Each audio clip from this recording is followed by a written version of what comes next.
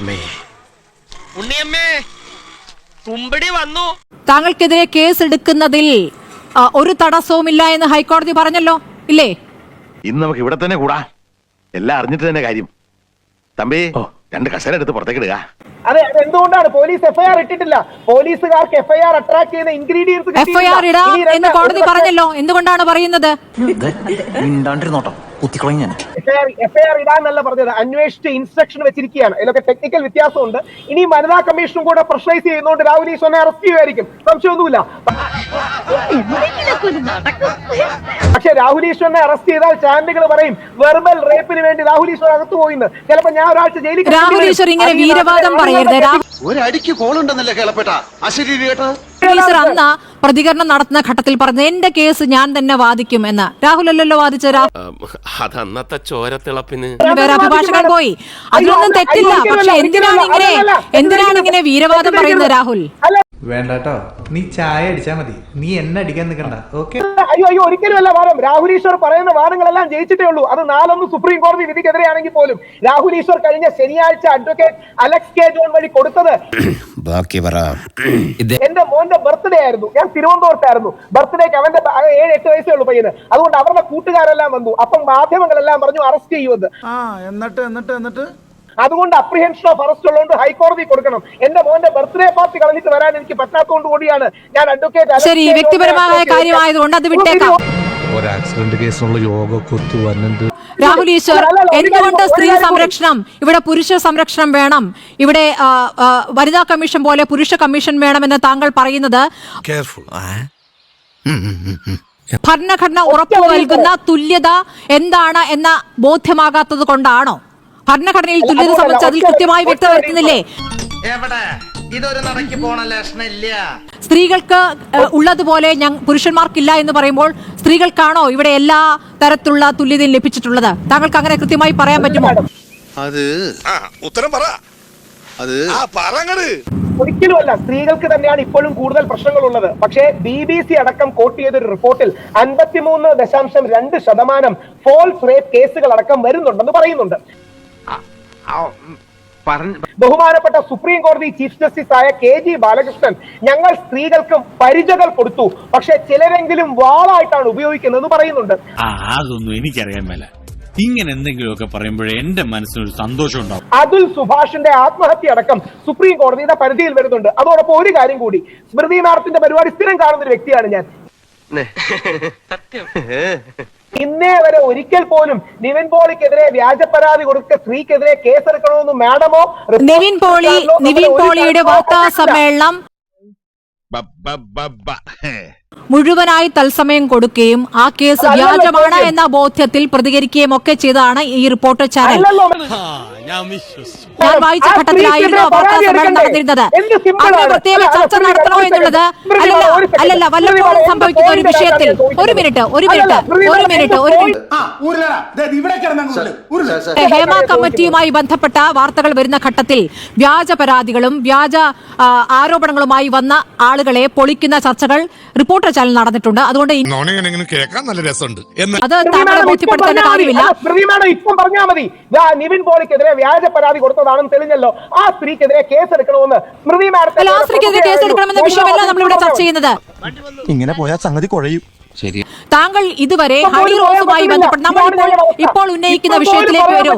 താങ്കൾ ഓരോ ഘട്ടത്തിൽ ദിലീപ് അനുകൂലിയായി വരും. ഇപ്പോൾ ബോബി ചെമ്മണ്ണൂർ അനുകൂലിയായി വന്നിരിക്കുന്നു. അതിനൊന്നും ഇല്ലേ? താങ്കൾ അന്ന് പറഞ്ഞത് ഹണി റോസിനെ സോഷ്യൽ ഓഡിറ്റ് ചെയ്യണം എന്നാണ് താങ്കൾ പറഞ്ഞത്. 99% മലയാളികളും രാഹുൽ ഈശ്വറിനൊപ്പമാണ് എന്നാണ് രാഹുൽ ഈശ്വർ തന്നെ പറഞ്ഞത്. 99% മലയാളികളും. ആ വാചകത്തിൽ നിന്നും താങ്കൾ പിന്നാക്കം പോകുന്നുണ്ടോ ഇല്ലയോ? നീ ഇപ്പൊ ചോദിച്ചതേ ഒരു ആദ്യം ഊള ആൻസറാ. അയ്യോ അങ്ങനെയല്ല. റിപ്പോർട്ടർ TVയുടെ അടക്കമുള്ള ഏറ്റവും പ്രമുഖമായ ചാനലാണ് നിങ്ങളുടെ നിലപാട് പോസിറ്റീവ് പ്രോഗ്രസീവ് എന്ന് വിളിക്കുന്ന നിലപാട്. നമ്മളെ ഡോക്ടർ ചിന്താ ജെറോമിൻ അടക്കം ആ പ്രോഗ്രസീവ് നിലപാടാണ്. ഞാൻ അങ്ങനെയല്ല, ഞാൻ കൺസർവേറ്റീവ് ആണ്. അതായത് ഈ പ്രോഗ്രസീവായ ലിബറലായ എല്ലാ ചാനലുകളുടെയും താഴെ വരുന്ന മെസ്സേജുകൾ എടുത്ത് നോക്കിയാൽ മതി. അയ്യോ അങ്ങനെ പറഞ്ഞൂടാ, പിന്നെ ഞാൻ എന്തിനു വന്ന? ഞാൻ പറയുന്നത് ഒരു ലിമിറ്റഡ് പോയിന്റ് ആണ്. ഒരു ബാലൻസ് വേണം. ഞങ്ങൾക്കൊരു ഫൈറ്റിംഗ് സ്പേസ് തരണം. ഞങ്ങൾക്ക് നിലനിൽക്കാനുള്ള ഒരു സ്പേസ്. ആരാണ് ഞങ്ങൾ? രാഹുൽ ഈശ്വർ കവി തല്ലു വാങ്ങിയിട്ടേ പോകുന്ന തോന്നുന്നത്. ആരാണ് ഈ ഞങ്ങൾ? ഈ ഞങ്ങൾ എന്ന് പറയുന്നതിൽ ദിനുവയിലും അഡ്വക്കേറ്റ് എം ആർ അഭിലാഷും ഒന്നും പെടാത്തത് എന്തുകൊണ്ടാണ്? ദിനുവയിലും ലിബറലും പ്രോഗ്രസീവും ഫെമിനിസ്റ്റും ഒക്കെ അല്ലേ? രാഹുൽ ഈശ്വർ റൈറ്റ് കൺസർവേറ്റീവ് ആണ്. ഞങ്ങളെ പോലുള്ള കുറെ വലത് കൺസർവേറ്റീവുകളും ഈ നാട്ടിൽ ജീവിക്കുന്നു. ദൈവമേ, ഇത് രണ്ട് കക്ഷികൾക്കും ചേർത്ത് ഒറ്റ വിധിയാണെന്നാണ് തോന്നുന്നത്. ഈ പറയുന്ന ഫേസ്ബുക്കിലും യൂട്യൂബിലും താഴെ വരുന്ന കമന്റുകളാണ് കേരളത്തിലെ 99% എന്ന് താങ്കൾ എങ്ങനെയാണ് ധരിക്കുന്നത്? അല്ല മാഡം, അത് സാമ്പിൾ സർവേ എന്നാണ് അതിനെ പറയുന്നത്. അതൊരു ചെറിയ സാമ്പിൾ സർവേ മോഡലാണ്.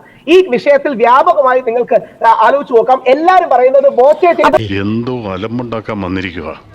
താങ്കൾ പറയുന്നത് ബോബി ചെമ്മണ്ണൂരിന്റെ ദ്വയാർത്ഥ പ്രയോഗത്തിനൊപ്പം ഒപ്പം തന്നെ ചർച്ച ചെയ്യേണ്ടതാണ് ഹണി റോസിന്റെ വസ്ത്രധാരണം എന്ന നേരത്തെയുള്ള നിലപാടിൽ തന്നെ ഇപ്പോഴും തുടരുന്നു. ജസ്റ്റിസ് പി വി കുഞ്ഞികൃഷ്ണന്റെ സുപ്രധാനമായ നിരീക്ഷണങ്ങൾക്ക് ശേഷവും താങ്കൾ ആ നിലപാടിൽ തുടരുന്നു അല്ലേ? ഈ വിധിന്യായം കുഞ്ഞികൃഷ്ണൻ സാറിന് ഞാൻ മനഃപ്പാടമാക്കി. നിയമ വിദ്യാർത്ഥിയും അഡ്വക്കേറ്റ് എന്ന നിലയിലും അതിൽ വസ്ത്രധാരണത്തെ കുറിച്ച് പരാമർശം എന്തായാലും ഇല്ല. അപ്പിയറൻസ് എന്ന് ആദ്യം ഒരു വാക്കുണ്ട്. എന്റെ പൊന്നുവായി എന്നെ കുഴപ്പിക്കരുത്. അതിനുശേഷം ബോഡി ഷെയ്മിംഗ് പോലുള്ള കാര്യങ്ങളാണ് വന്നത്. ഞാൻ ഒരിക്കലും ഹണി റോസിനെ ബോഡി ഷെയിം ചെയ്യില്ല. ഒരുപക്ഷെ എന്നിട്ട് എന്റെ പരാതി അല്ലെങ്കിൽ എന്റെ സബ്മിഷൻ മാഡം കണ്ടു കാണും. ആദ്യം എഴുതിയിരിക്കുന്നത് ഹണി റോസ് സൗത്ത് ഇന്ത്യയിലെ പ്രമുഖയായ ഒരു അഭിനേത്രിയാണ്, എനിക്ക് വലിയ ബഹുമാനമാണ്, ആദ്യം തൊട്ട് അവരെ കുറിച്ച് നല്ല കാര്യങ്ങൾ കേട്ടുവെന്നാണ്. ഞാൻ കയ്യിൽ ഗാന്ധിയെ പച്ച കുത്തുന്നവരാണ്. ഞാൻ വിമർശിക്കുന്നെങ്കിൽ നേരിട്ട് വിമർശിക്കും, അഭിനന്ദിക്കണമെങ്കിൽ നേരിട്ട് അഭിനന്ദിക്കും, അല്ലാതെ വളഞ്ഞ വഴിയും ദ്വയാർത്ഥ പ്രയോഗത്തിൽ ഒന്നും ചെയ്യില്ല. അതുകൊണ്ട് ബോച്ച ചെയ്തത് തെറ്റാണ്. ബോച്ചയ്ക്ക് മാലയിടാൻ പോകുന്നത് തെറ്റാണ്. പക്ഷേ ബോച്ച എന്ന 25-30 വർഷമായി നമ്മുടെ ഇടയിൽ ജീവിക്കുന്ന, ഇത് വടി കൊടുത്ത് അടി വാങ്ങുന്ന പരിപാടിയാണല്ലോ ബാബു. ഒരുപാട് സേവനങ്ങൾ ചെയ്ത, ആയിരക്കണക്കിന് ആൾക്കാരെ സഹായിച്ച മനുഷ്യനെ ഒരു വാക്കുപിഴയുടെ പേരിൽ നിങ്ങൾ തളച്ചിടരുത്. അദ്ദേഹത്തെ പോലെ ഒരുപാട് സേവനം ചെയ്ത മനുഷ്യനെ കരിവാരി തേക്കരുത്. ഞാൻ കാല് പിടിക്കാം, ഇനി ഒന്നും വിളിച്ചു പറയല്ലേ. അങ്ങനെ തേക്കുകയാണെങ്കിൽ ബോച്ചയ്ക്ക് ഒരു വാക്കേ തെറ്റിയിട്ടുള്ളൂ. താങ്കളുടെ മുൻകൂർ ജാമ്യാപേക്ഷ വരുന്നതും ജസ്റ്റിസ് പി വി കുഞ്ഞികൃഷ്ണൻ അധ്യക്ഷനായ ബെഞ്ചിലേക്കാണ് അല്ലേ?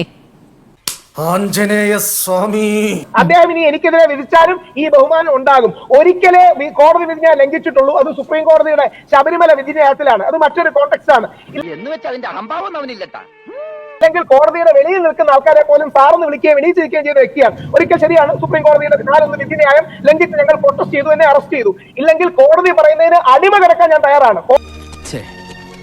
ഒരാവേശത്തിലെടുത്ത് ചാടി വേണ്ടായിരുന്നു അല്ലേ? കോടതി പറയുന്ന എന്ത് കാര്യങ്ങളും വിയോജിപ്പ് കാണും, ചിലപ്പോൾ മേൽക്കോടതിയിൽ പോകും, അത് വേറെ.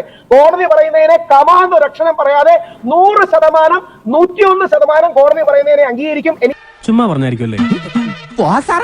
കുഞ്ഞികൃഷ്ണൻ സാറിന്റെ വിധിയോടെ കുറെ കൂടെ ബാലൻസ് ആയി. ഒരുപക്ഷെ എനിക്കറിയില്ല അദ്ദേഹം എങ്ങനെ എന്ത് സമീപനം എന്റെ കാര്യത്തിൽ എടുക്കുമെന്ന്. എനിക്കൊന്ന് ദിനു തന്നെയാണ് ആ പരാതി കൊടുത്തിരിക്കുന്ന ആൾക്കാരിൽ ഒരാളെന്ന്. ഒരു മാറ്റവും ഇല്ലല്ലോ. പക്ഷേ ഈ സാമൂഹിക വിമർശനം തുടരും. അത് വനിതാ കമ്മീഷൻ അടക്കമുള്ള സതീദേവി മാഡം തീർച്ചയായിട്ടും എന്നെ അവർക്ക് ഭീഷണിപ്പെടുത്താം. കാര്യം ആണുങ്ങൾക്ക് ആരും പറയാനില്ല എന്നുള്ളതും പറഞ്ഞു കഴിഞ്ഞാൽ 2 വയസ്സും 3 വയസ്സുമുള്ള കുഞ്ഞുങ്ങൾ റേപ്പ് ചെയ്യപ്പെടുന്നതും ഈ വസ്ത്രധാരണത്തിന്റെ പേരിലായിരിക്കും അല്ലേ? എന്താ ഉറക്കം വരുന്നു? അല്ല, അവിടെയാണ് സ്മൃതി മാഡം. അല്ല, അത്തരം പെർവേർട്ടുകൾ പോലും ഈ സമൂഹത്തിലുണ്ട്. ഒരു വരി പറയാൻ അവസരം മതി. ആൺ പെൺ ലൈംഗികതകൾ വേറെയാണ്. ആവേശം കൊണ്ട് ഓരോന്ന് വിളിച്ചു പറഞ്ഞ് തടിയേടാക്കണ്ട, പണിയെടുക്കാതെ ജീവിക്കാൻ നോക്ക്. അതായത് പുരുഷന്റെ സെക്ഷൽ സ്റ്റിമുലൈ പ്രൈമറിലി കണ്ണിലാണ്, സ്ത്രീയുടെ കൂടുതൽ മെന്റലാണ്, ന്യൂറോളജിക്കലാണ്. ഇതിനെക്കുറിച്ചൊക്കെ ശാസ്ത്രീയമായ ഒരുപാട് പഠനങ്ങളുണ്ട്. അതുകൊണ്ടാണ് ഖുർആൻ അടക്കം പറയുന്നത്.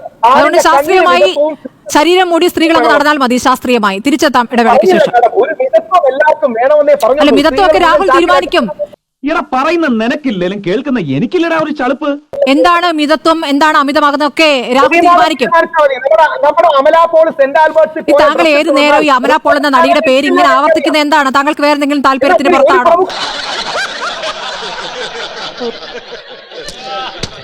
ഒരാളുടെ പേര് സ്ഥിരമായി പറഞ്ഞുകൊണ്ടിരിക്കുന്നത് ഇപ്പൊ ഹണി റോസ് മാത്രം പറഞ്ഞ ഹണി റോസിനെ ടാർഗറ്റ് ചെയ്യാണെന്ന് പറയും. അതുകൊണ്ടാണ് അമല പോൾ അല്ല, എല്ലാ പറഞ്ഞത്. ദിവസവും ഒരു ഈ ചർച്ചയിൽ പ്രമുഖ അമല പോളിനെ കൂടി ചേർത്ത് പറയുന്നുണ്ട്. ഈശ്വര ഇവിടെ ആരില്ലല്ലോ ഇതൊന്ന് പറഞ്ഞു ചിരിക്കാനായിട്ട്. ഇവിടെ അല്പവസ്ത്രധാരികളായി വേറെ സിനിമകളിൽ ഒരു നടിമാരും അഭിനയിച്ചിട്ടില്ലേ? താങ്കൾ ബോളിവുഡ് സിനിമകൾ കാണാറില്ലേ? താങ്കൾ ഹോളിവുഡ് സിനിമകൾ കാണാറില്ലേ? ഇതൊക്കെ കാണുമ്പോൾ അവരുടെ വസ്ത്രത്തിന് അളവെടുക്കുകയാണ് താങ്കൾ ചെയ്യാറ്. അയ്യോ എനിക്കിപ്പോ ബോധം പോകും. അഭിനയിക്കാം, ബിക്കിനിട്ട് ഇനോഗ്രേറ്റ് ചെയ്യാൻ പറ്റൂ. ബിക്കിനിട്ട് അഭിനയിക്കാം, ബിക്കിനിട്ട് ഇനോഗ്രേറ്റ് ചെയ്യാൻ പറ്റൂ. ബിക്കിനിട്ട് കോളത്തൂടെ നടക്കാം. അരുൺകുമാർ പറഞ്ഞത് അല്ലെങ്കിൽ അരുൺകുമാർ ബിക്കിനിട്ട് ഇനോഗ്രേറ്റ് ചെയ്യുന്ന താങ്കൾ എവിടെ കണ്ടു? ഇങ്ങനെ നാറാനൊരു ചങ്കൂറ്റം വേണം കേട്ടാ. അല്ല, ബിക്കിനിട്ട് ഇനോഗ്രേറ്റ് ചെയ്യുന്ന താങ്കൾ എവിടെ കണ്ടു? മാഡം പറഞ്ഞതിനുള്ള മറുപടിയായിട്ടുള്ള പ്രയോഗം പറഞ്ഞതാണ്. അല്ല, എന്തെങ്കിലും ഒന്ന് പറഞ്ഞു പോവല്ലേ?